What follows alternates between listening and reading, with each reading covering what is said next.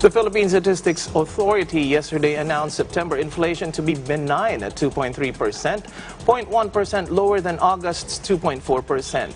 Year-to-date inflation was likewise reported to be stable at 2.5%. Also yesterday, the Philippine Chamber of Commerce and Industry revealed some 60% of the country's workforce may not be able to receive their usual Christmas bonuses as a result of the pandemic. Given these developments, how will consumers behave in their year-end spending? We have with us tonight the Chief Economist of RCBC, Mr. Mike Ricafort, to help us get some answers. Good evening, Mike. Good evening, Joey, and to your viewers. Thank you for having me. The scenarios that we have right now, having a benign inflation rate and some people not being able to get their Christmas bonuses, are news items that are going the opposite directions, one good, one bad. How do you think will these impact on the consumers' year-end spending this year, especially that the Yuletide season is fast approaching? Well, Joey, Christmas has to go on. At least inflation is relatively benign and low compared to recent years. So that's going to still support and help stimulate consumer spending, which accounts for at least 70% of the economy. However, in view of the COVID-19 developments that led to reduction in the provision of Christmas bonuses by some businesses, so definitely this would lead to some reduction in consumer spending.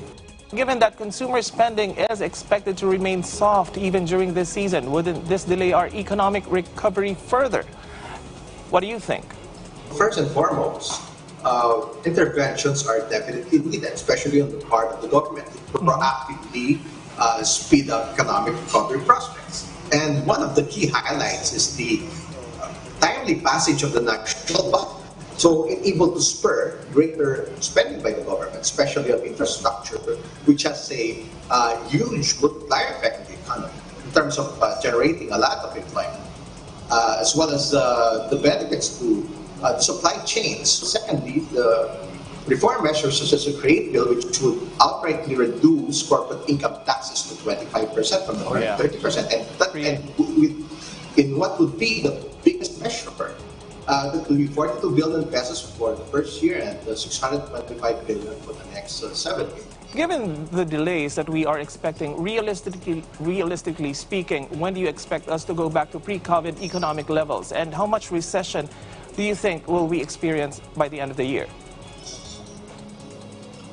Well, it would take about 2 years for the economy to recover, and that will be in time for the 2022 national elections. It's very important to pass the national budget right away, enable to expedite the infrastructure spending as well as the government projects. For now, given the slower recovery, we're looking at conservatively a decline or a contraction of about 5% towards the end of the year by the fourth quarter. And for the full year, we're estimating GDP to contract somewhere between 7.5% to 9.5% to reflect the current realities. Well, thank you so much, Mr. Mike Ricafort, RCBC Chief Economist.